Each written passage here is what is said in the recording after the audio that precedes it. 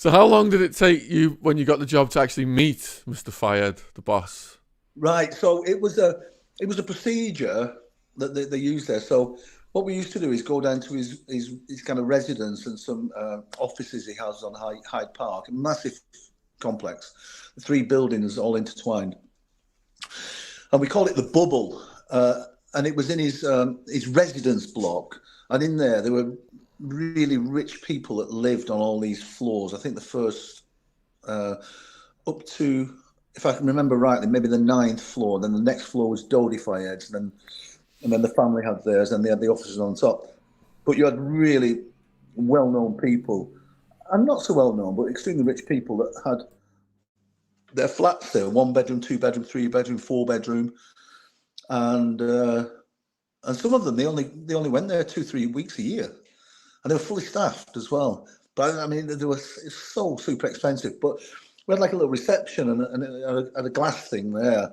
So for the first week or so, you just sat in the bubble and watched everybody that came in, so you could familiarise yourself with the personalities in the office, you know, and then you'd learn all about the family and where they were and who was who related to who, how they were related, and then you'd learn all the floor layout. And it took about 2 weeks because we had all little secret doors and secret cameras and buzzers that let doors open and evacuation routes and all this kind of stuff. And then the next bit of the test, you still haven't got the job now, is that when Mr. Fayed used to come down the lift in this building, if he did come down the lift in that building, and one of the vehicles would be waiting to take him to Harrods or wherever he was going. All you did is you opened the lift, but you weren't allowed to speak to him or look at him. It's just so he could come out the lift and look at you, which I know now why, but at the time I was like, that's a bit weird. And then the next time you do it, maybe a couple of days later, you could speak to him and you could say, good morning, Mr. Fayed. And then he heard you. So now he's seen you, now he's heard you. Now he can make an opinion on whether he likes you or not. If he doesn't, you're gone. If he does, you stay. Wow. That's weird, isn't it? But with working in that industry for as long as I have, Sean, if I was to have a team with my family, I would do the same because I spent more time with his family than my family. And you imagine getting up and not liking somebody and you're going to see them all day. It's not going to happen, is it? When you're a billionaire, you know. And this is the interesting thing, you know, Sean, when I talk about high performance teams and things like this, I do talk about Mr. Fayed. And when I first got there, I didn't understand how rich he was. And one of the admin people said, Lee, you've got to understand this so you understand what you're dealing with. And this is how it was explained to me, and it is super cool. So in volume, if you had a 25-metre swimming pool, you know, the regular ones, we have leisure centre, sports centres, things like that. If you got like a pint glass and took a pint glass out of the water, in terms of volume, that's a millionaire, and the remaining water's a billionaire. Mad, eh? Now, this even gets worse. If you talk in terms of grams, a walrus just so happens to be a millionaire. It's 12 Boeing 747s in terms of weight is a billionaire. It's mad, isn't it? Now, the one that really got me was if you save, I think it's $246 a day, in 10 years' time, you'll have $1 million. If you save £67,000 a day, it would take you 50 years to be a billionaire. Oh, grief. Now, when you understand that, you understand what he does, why he does it, and how he does it. And I just found it fascinating just to be around him and that family. Where did his money come from? Well, he started just as a poor kid in Cairo. I think he was selling Hoovers or something door to door at one stage. And then he met his first wife, and she was one of the Khashoggi family, and they made a lot of their money from arms dealing. I mean, legally arms dealing, but arms dealing. And then I think through his networking and his desire to go where he wanted to go, he was such a driven man, and you know, he's still alive, you know, and he worked his way up, and then he got a shipping line. So he had his own shipping line, and then he was connected with the Sultan of Brunei or Oman. Sultan of Brunei, I think. I've just come in. I've just walked in. My head's a bit. So anyway, this Sultan, he does a lot of work for him, and then what he does then is he buys Harrods, and Tiny Rowlands, who was trying to buy it at the time. There was a big court case and all the rest of it. And what Fayed did, in a nutshell, was he used this like credit card from the Sultan to buy Harrods. But he's selling his shipping line. Anyway, when it goes to court, essentially what happens in a very, very small nutshell, and there's lots of things going on as well at the time.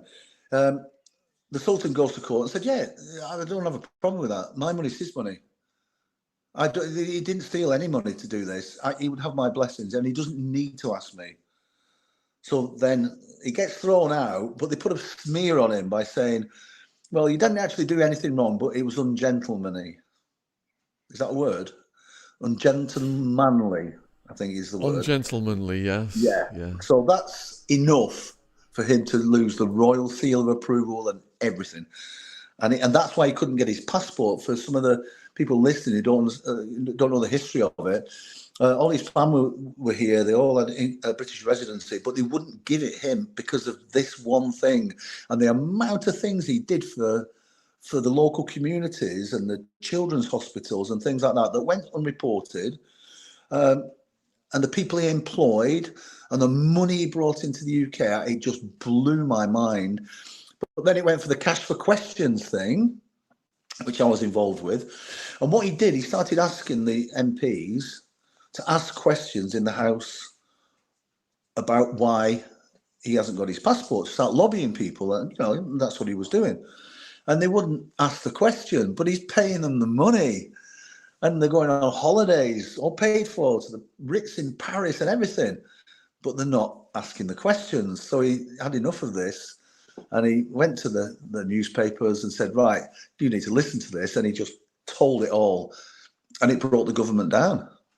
So he's now even less popular than he was. So, but he's a very strong-minded guy. He's an amazing guy to watch. Used to love watching him do his business. Incredible guy. And he was meticulous when he was walking through Harrods if he noticed anything out of place? You could not believe it, Sean, honestly. You know, he's got Harrods, he's got an airline, he's got this, he's got that, he's got businesses all over the world. And every day he would walk through Harrods, sometimes for 20 minutes, sometimes for 2-3 hours. But every single day he would go, walk through, and then go up to his office. But as he's walking through, and he's crowded with people, he's got all these bodyguards around him.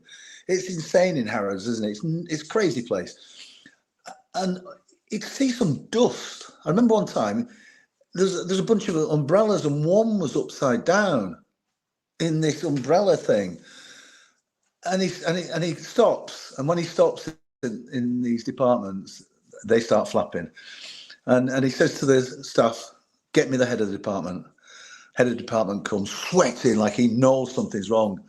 And he just tore one off him for this umbrella being upside down. And I was like, my God, how did he see that? And it's only when you have your own business, which I have, a few businesses, that you actually see that. If you don't own it, you don't see it, do you? Obviously, I had my mind on other things. My mind was on him. That was my business. But, you know, he'd see dust, tiny bit of dust somewhere. And that was, but his attention to detail was that good that all of his staff in all of his businesses were just super on it. Lee, how big was his security team and what were the individual roles in it? So we had a setup then. It's all changed now, so I can talk about it. But it's pretty standard now. Wasn't that much then, but basically to look after somebody like that, you generally have one team on, one team off, so you get rest, especially on a long-term gig like that. So we work a week or 2 weeks on, week or 2 weeks off, depending on where the family were going and which family member you were looking after. So we had about 50 odd guys on the security team and a few girls, really good operators as well, the females and the guys, one of the best teams I've ever worked on. So you'd have, each family member would have allocated bodyguards and an allocated team, from a chauffeur. You'd have your bodyguard as such, who would be with them all the time. And then you'd have the outer perimeter of the team. So each person had their own place, as you would, and everybody had their own thing that they did. So that when you walked around, everything was really slick, get in and out of cars, get out of cars. Everybody knew I shut the door, I opened the door. Just as simple as that, but down to the most minute micromanaging of exactly where do you stand, what are you looking at, where do you go, just so if anything happens, everybody knows what everybody else should be doing, and if anybody's taken out, you've got to cover their role as well. So it works like when you get a good team, it works like a really finely oiled machine, and it's really good to be involved in that, especially from when you know the industry so well. And I've worked in quite a few really good teams as well, but that particular team was incredible. I think we had a briefing every so often by the person that runs this female. We used to call her Miss Moneypenny. And she gave us a briefing, and we were talking about various things and our phone communications, everything. We were so far ahead of the time in the technology we had then. It was incredible. But she was saying, I think it was 2 years, it might be 3 years, I can't remember. I worked for 4 years for him. Let's call it 2 years. Out of the whole team, they had 0 days sickness. That's incredible. That's mad, isn't it? Wow. Yeah. That's really good.